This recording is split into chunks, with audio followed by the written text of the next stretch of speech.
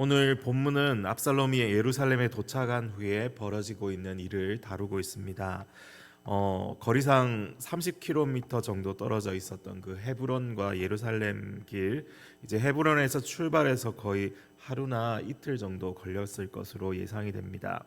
압살롬은 거의 텅 빈 도시를 의기양양하게 입성하였고, 그 곁에는 모략가이자 모사였던 아히도벨이 함께하고 있습니다.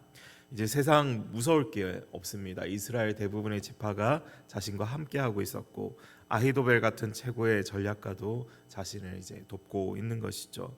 그런데 의외의 사람이 압살롬을 찾아왔습니다. 아버지 다윗의 벗이자 전략가로 알려진 이 후세입니다. 왕의 친구라는 직책이 이 고대 근동에서도 찾아볼 수 있는 이 독특한 위치인데, 말하자면 이 다윗의 최측근으로 왕에게 조언을 하고 또 중요한 일을 의논하는 그러한 이제 사람이었습니다. 그래서 의외의 사람이었던 겁니다. 모든 신하들이 다 다윗을 따라갔는데 후세만 남아서 새로운 왕을 기다리고 있는 것이죠. 이런 의심스러운 마음에 압살롬이 후세를 떠보게 됩니다. 이것이 내가 친구를 후대하는 것이냐? 내가 어찌하여 내 친구와 함께 가지 아니하였느냐? 여기 후대한다라는 단어는 잘 아시는 헤세드라는 이 단어에서 유래합니다. 친절, 인자, 자비, 이걸 말하는 것이죠. 압살롬의 질문을 바꿔보면 이런 겁니다. 이게 내가 가진 헤세드냐? 후세를 사실 뒤흔드는 말입니다. 그런데 후세가 이런 압살롬의 말에 전혀 동요하지 않고 아주 훌륭하게 이제 맞받아치죠. 그렇지 않습니다. 내가 여호와와 이 백성 모든 이스라엘의 택한 자에게 속하여 그분과 함께 있어야지요. 제가 누구를 섬겨야 하겠습니까? 그의 아들이 아닙니까? 내가 다윗 왕을 섬긴 것처럼 이제 압살롬 당신을 섬기겠습니다. 이렇게 말하니 압살롬의 마음이 어떻겠습니까? 지금 모든 게 자기 뜻대로 잘 되고 있고 후세의 이런 말을 들으면서 아마 공중으로 붕 뜨는 그런 느낌이 들지 않겠습니까? 역시 나 정도 되는 사람이니까 저런 대단한 양반도 나에게 고개를 숙이는구나 하면서 아주 마음이 고치되는 그러한 상황이었을 겁니다.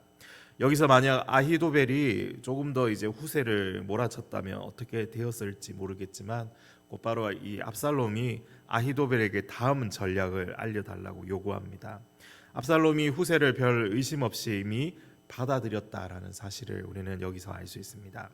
이 석연치 않음에도 아히도벨은 후세에 대해서 알아보는 것은 아마 나중으로 기약했겠죠.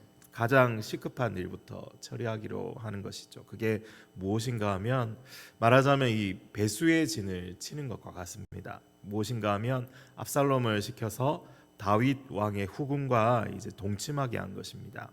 아히도벨의 이런 이제 전략을 펼친 것은 이제 압살롬이 다윗과 완전히 결별하도록 만들기 위한 것이죠. 돌이킬 수 없는 이 다리를 이제 건너고 다리만저 이제 끊어버리려는 전략입니다. 아버지의 첩을 취함으로써 자신이야말로 이 왕이 새로운 왕이 됐다는 것을 온 세상에 그야말로 공표하는 이 상징적인 행위와 같은 것이었고, 그 신하들에게도 마찬가지로 그러한 이제 힘이 된 것이죠. 그러나 분명한 것은 하나님의 말씀에 어긋나는 행위라는 것입니다. 아히도벨의 수단과 방법을 가리지 않고 다윗에게 복수하려는 이 마음을 품은 사람임을 우리는 여기서도 이제 파악할 수 있게 됩니다.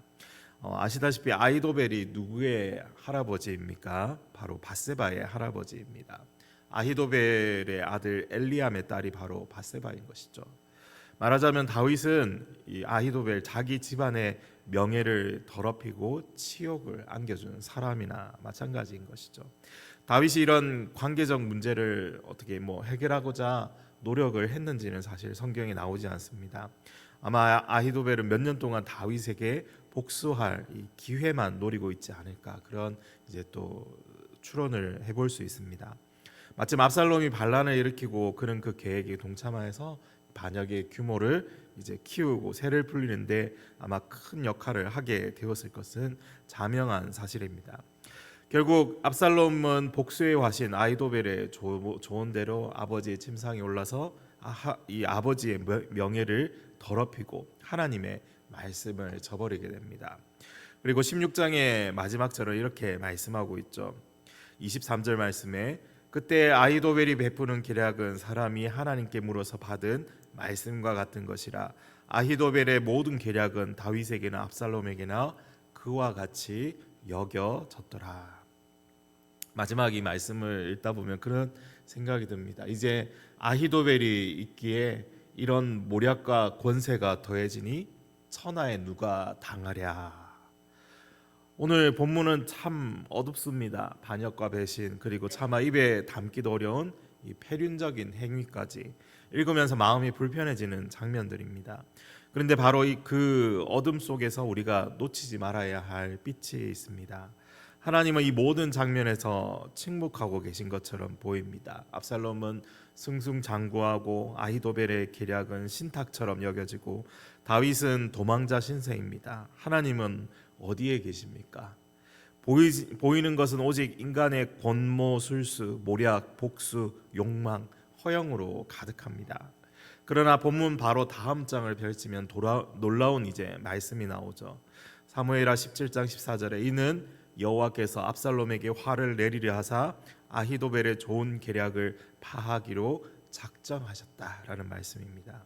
하나님은 결코 침묵하고 계신 것이 아니었습니다. 보이지 않는 곳에서 인간의 교만과 욕망과 복수심이 뒤엉킨 그 한복판에서도 조용히 그러나 분명하게 일하고 계셨던 것입니다.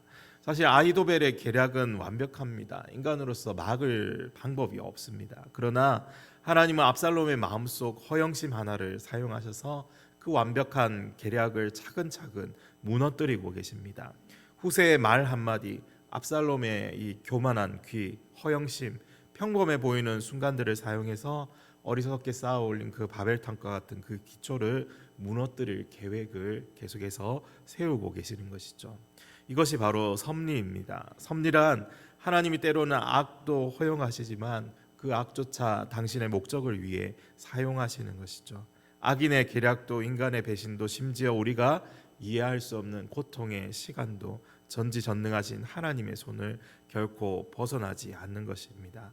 오늘 이 말씀 앞에서 우리 자신을 돌아보며 잠시 묵상해 보면 좋겠습니다.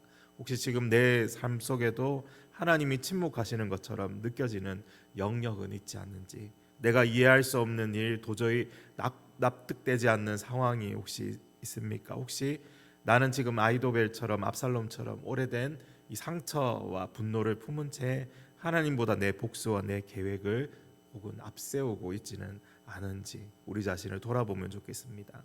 다윗은 도망치면서도 하나님을 바라봅니다. 그래서 감람산을 울면서 기도하며 올라갔고 후세를 보내면서 하나님께 지혜를 구했습니다. 최악의 순간에도 하나님을 향한 이 방향을 잃지 않았습니다. 우리의 삶에도 반드시 감람산 같은 그러한 순간이 올 것입니다. 모든 것을 잃은 것 같고 악한 자가 이기는 것 같은 그 순간, 그때 우리가 붙잡아야 할 것은 상황이나 사람이 아니라 바로 그 상황 너머에 일하시는 하나님입니다. 악도 선도 결국 주님의 손안에 있습니다. 주님은 지금도 일하고 계십니다. 그 주님을 굳건하게 신뢰하면서 오늘 하루도 힘있게 살아갈 수 있는 우리 모두가 되기를 간절히 소망합니다.